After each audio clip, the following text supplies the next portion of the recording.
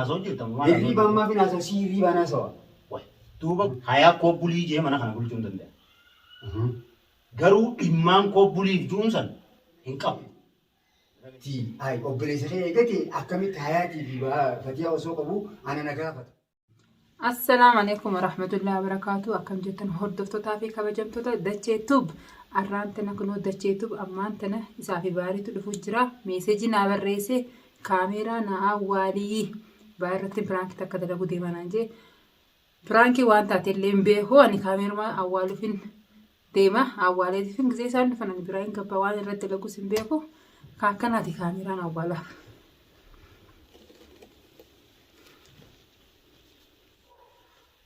Kunoo tiga kaameeraa awwaaleetiifin jira. Xiqqoo taayitiin gisee isaan dhufaniin biraan gabbaan isumaa beeka waan irratti dalagu deema. Dhiyaatanii jiran egaa akka meeseejiitti naa barreessite dhiyaatanii jiran anjee hanga isaan dhufan tattaayitiin eega.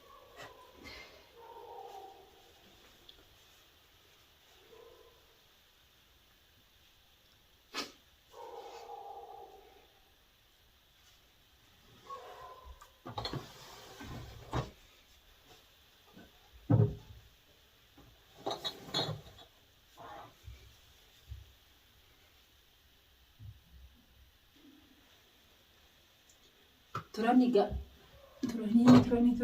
jiranii hanga isaan xiqqoo dhiyaatan dhaamseetiin gisee isaan dhufan filatu oolaa daddaanii kan jara sadaanii yeroo sambuutanitti deebina hangasuu dhaamseetiin isaan eega. Dhufanii jiranii makiinaa sagaleen dhagee jira.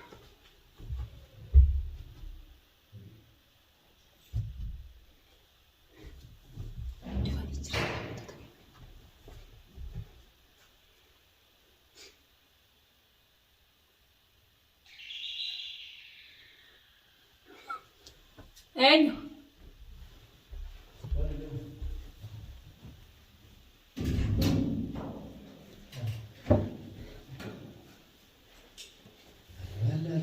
Sena. Assalamu alaikum. Waalaikumsalam jajah. Aranza. Sena.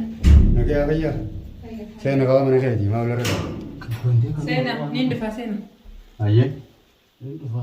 Lufta. Ijoollee laala. Manni kee uyyaa dhaa hooni oowwa. Qabbanaan. Odees. Assalaamu alaikum warahmatullahi wabarakatuh. Kan nagaya fayyaa jirta galata rabbii. Eenyu kan kanaa eenyu gara dubbisa?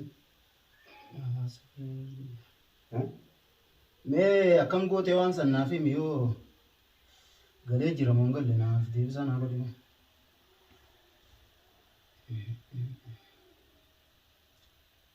Maali boo qabante?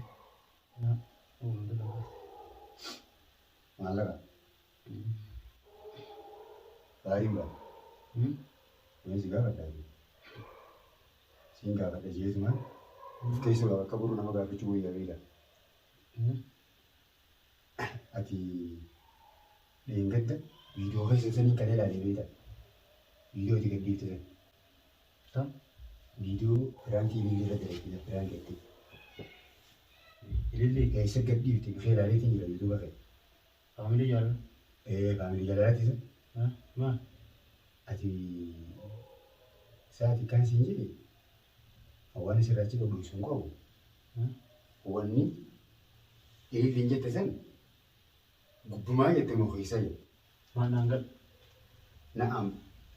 Gurbaa kana ofirraa dhiisii akkanaa anaas si jaalataa maali yaani akkasii guyyaa haflaa sanis wayii si keessatti argama. Naaf ati dhugaa waliin neetu hojjaa na bari. Akkam? Lafaa kaateetuma misiyyoo mana reetii yaammattee akka jaalallee tiiraa deemee akka wal fuudhuuf qophiirra jiru ni beekti. Lafaa kaateetuma haala hojjettee misiyyoo yaamtee wayii si hojii dalagaatii diraamaan si hojii dalagaattee diraamaa masaamuu san kan inni eegallijee naa hojiin dalagaattee isillee naa bilbilte. Haatee hojii dalageen jeena. Ammas deebiteetu naaf himti. Akka ati sii jaalatta. Ati obboleessa keettiin si beeka obboleessu. Hirribaan haasoo jirtan Hirribaan maaf hin haasa'u? Si hirribaan haasawa. Duuba guyyaa naatimma eega ganama ganama za'aa meeqa walitti dhufne waliin deemu jirra waan oggis nan gaafatin ta amma walii qaqqabdee haasoftu maal aflaa kee irratti maal na laata haflaa xiyyarattis dhuma isin biraankeettee waan akkasii irratti daleeyde hootuunaa siin deema inni si jibbu anaaf si fadhaa ilmoo qabaattus jettee ilmaatu xarra jettanii jibbatti maali asittis yaammattee gotti maalaati anamma nama kiyyaattiin si beeka waan hunda keessatti siif maafi ganda keenya kana guutuu ati kamataattiin si beeka bishaan maaltu goosannaa waan keessa jiru goosaa lafaa baatee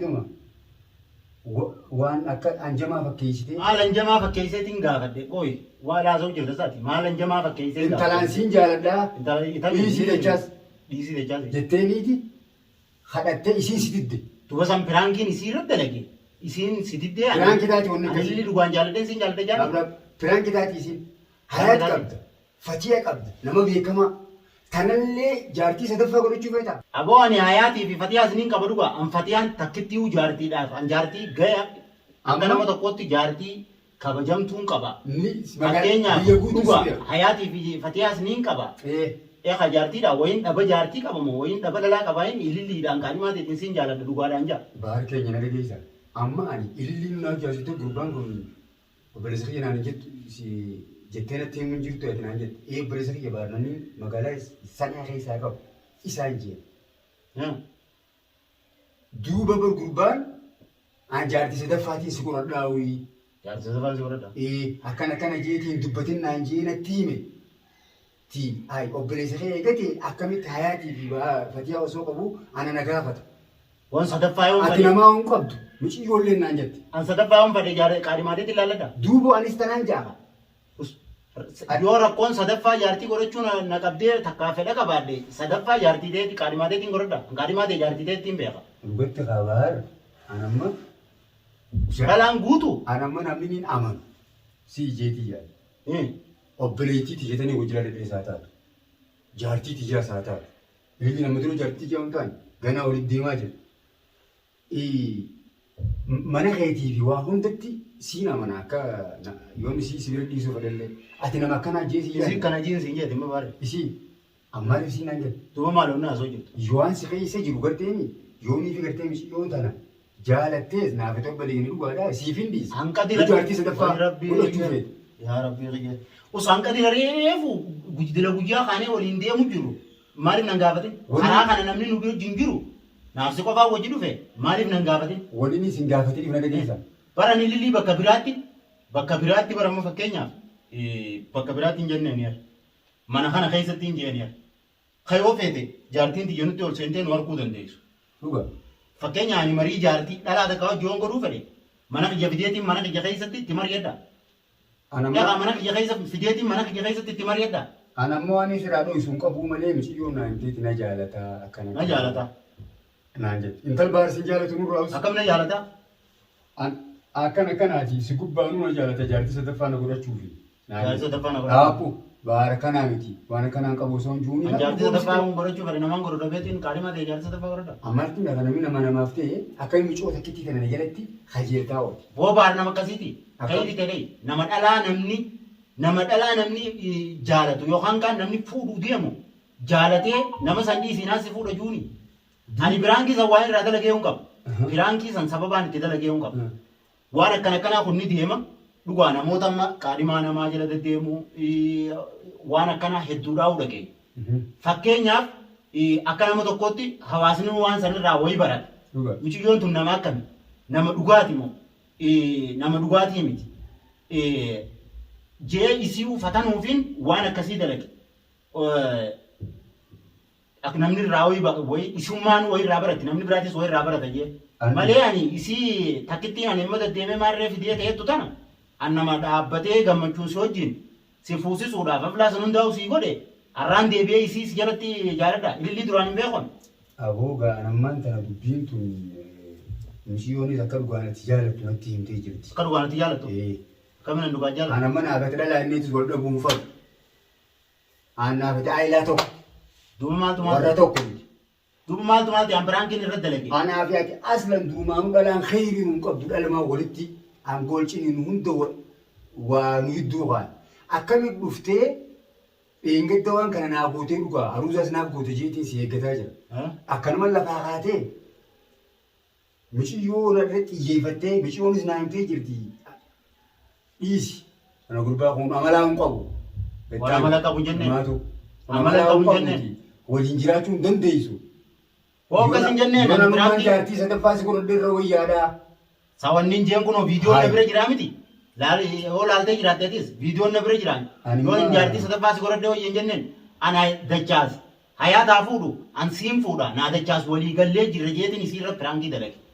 Akkamitti akkasi dachaas saayiba keetii obboleessa keetiin hiyyuu naan jette. Saayiba kiyya dhiisi. Obboleessa kiyya dhiisi. Isinna koo hin jeenan. Dhugaa'eet. Ajaar amma isiin silaa haa isiin jette. Irraan ol tolchuu bara. Fuudhumoo? Wakayrii jedhama. Dho'isattuu ni fuutu dho'isattuu akka akkas jettu. Nama dho'isa waa fuudhu. Ati bar tana fatiyaan beeytee jirti naan jette itti ilaalama. Beeytee jirti hayaat ishiitu hayyamee fi beeytee jirti. Fatiyaanis wal quba qaban tana. Isaan manuma kanaan godhaa fi ati kophachiin siirree isaa osoo namni tokko quban qabne naan jee. Akkasittiin isii fuudha? Mana shuggaa siif hin kireessa. Aruusi sultaan sii godhaa nikaan sii godhadha naan jee. Isin naa himee misa? Rakkoon akkasii na fuusiftuu foo. Rakkoon inni akkasii fuudhuu foo. Dho'isee jaartii xiyya dho'isee ilmaan kiyyarraa alabbee mana kireessee fi cinqummaan rakkummaan inni rakkadhee akkasii fuudha fuudhuu foo. Ani fuudha nama ifaa bilisa dhaabbatee jaartii xiyya amansiisee dhaabbatee fuudhuu deemu jaartiin dura deemtee manguddoo naa taatee kan inni nama ergatin isiin na dura dheeyitee waan tofittee fuudhuudhaaf deemu sumbar jaartii xiyya duubaa dho'iseen fuudhu jechuufi waan san godhe malee an jaartii manguddummaan argadhu.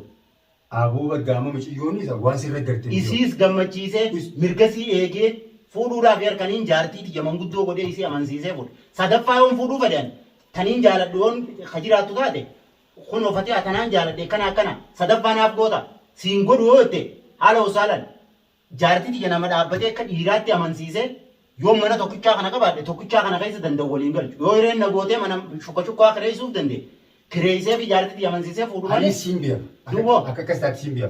Garuu gaa micuun na dhugoomsitee silaan anti duubaadhe itti ilaalama. Silaan anti duubaadhe narraa oolu manuma isaa sanittuu. Narraa oolu ilillii kana siin jaa. Manuma kiyya ka jaartiin xiyyaa keessa jirtu ati ilmaan kiyya. Mana hedduu qabdaan isa. Samanni hedduu ta'u gibbii takkaami. Mana qofaa eegaa jiraami bultu malee. Maaliif akkasii na cinqaa bultu malee jee. Isaan bultu malee jembo.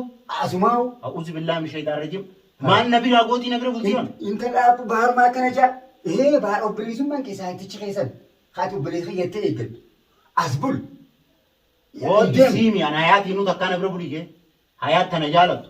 Taniin jaaladhu isiinuu takkaa na bira buli jee. Amma isiitu silaa bahar na bira bultu malee naan jee jaa. Kana itti gaanatti himteetiin ani gara qabachuun beeku si baqayseetumaan balaan feetee haguutuu jee si dubbadde baar. Annama akkanaatti seenee beeku. Takkaatti waan akkana asirratti argeen beeku. Ati ma dubbiin si dhugaadhaa sila. Akkam? Hayaa koo bulii jee mana kana bulchuu hin danda'a. Garuu dhimmaan koo bulii jechuun san hin qabu. Dhaggeessiifin hima. Annama saggaaggaalummaa dalaguu miti. Odoo waan akkasii fedhe saggaaggaalummaa dalaguu odoo fedhe hayaatiin as bulii jaan. Ditti hayyamti isiinuu takkaa nama hotu bikkaan hin jiru bulii mooraa tana keessa nama jeenii miti. Ilillii yoo akkas baarii akkas naan jettu taate ammaan deemee ilaa mana dhaqee fidee si dhufa. Kana dhaqee abboleessa fayyi. Ati silaa ilillumaa si didii malee itti nasiibsatteetuma akka hanjamaa gootee isiin si dinnaan firaanki jijjiirte malee tun sumarraa dhugaadhaan argee. Ilillii nama hijiba. Lakki ati kas jechumaan irraa inni naafee hojii qaba. Na dhaga'ee ilillii an nama hijibutti hin beekan dhugaan si. Baarii kijibaa tu? Baarii kijibaa. Ilillii hangaan wajjin. Irmaayi dachii dachaas. Eega yuutuub eegalte namni yuutuub kijibaadha. Warri yuutuub kijiba irra guddaan eega yuutuub eegalte. Maalittiin si beekan san dura si hijibu sin beekan. Eega yuutuub dhufte. Yuutuub nama kijibsiiste? Yuutuub nama sin kijibsiiste. Michiyyoo taanaan si hijibarratti na garree waan guddaa fi na eeggadha akkanuma lafaa baatee siin fuudha. Dhiisi safirraa amalli isaa bada. Ati mara deemsifi nama baaran qasuma jee pirankii isii irra dalaguufin aaree takkaawoo hinaafee yoo keettu taate an nama qaadhimaa teetii miti. Qaadhimaa namaan hin beekne. Fakkeenyaaf ilmoo Oromoo dhiisi. Tigree akka lammiitti aarii walii qabnu yookaan wanni biraan nuti diinummaan nuti jirtu sanu qaadhimaa nama Tigreetu namuma fedhe abbuma fedheetu ilma dhiiraa kan jalatti ani jalatti hin jaalladhu. Ambarboo. Dhagee gaamman irraa baase qaba. Mana kiyya jirtaa walitti lallabnu. Galatoomeeti na gaafachuudhaaf. Baga na gaafattee ka gara qabattee nusin akkuma guyyaa walii yaa oolletti ililliin ammoo yoo nani jechuu kaniin duraan piraankiin ta'ini dhugumaan jijjiiru taate fakkeenyaaf kaameraa isii duratti hin kaa'edhe odoo isiin natti hin dhufin hin kaa'edhe. Aya isiin kaameraa quban qabdu an kaameraa quban qaba. Naa kophaa taa'u jiru na ol seente. Atimma isiin sidinnaani piraanki jetteen tun akkam. Atimma ni kakattaa amma akka inni fi dhugaaf hin deemne waan kana. Ilillii moo? Wallaahi wabillaahi kariim ni kakaddan. Ambarboo nama hojii dhalate naaf kan nata jee yaadu bara. Yaa Rabbi. Kan illee jala naannee sun dhiisi. Aboon sii miti si foon kiyya dhiisi nama biraa jalatti naannee sun siin jee. Yoo na amanuu dhabde ililliin irratti haa jettu fideetiin dhufa ilillii san. Aya anaa deemee fida. Ilillii haa hin eegi. Laabura. Hin gootu dhuguma akkuma dasaan alaa firaangee sirra godhi. Firaangee sirra godhi. Firaangee sirra godhi. Niin beekaa dhugaa bilisa yakka waan kana hunda hin goone. Beekaatan kan isa lallabsee jiru. Akkamiin piraangii akkamiin na goote? Piraangii akkamiin na goote? Piraangii kan si godhe. Egaa fakkeenya naati hojii dhufne. Osoma hojii aanuutiin osoma shanaa keessa hojii aanuutiin bakkee dure deebee ta'a. Dhiiroo akkamittiin isa piraangii godhee irraa kafalaa jee itti yaadee fatii hambisee jibarreessi. Fatii hambisee naa deebise. Okkee siifin awwaalaa.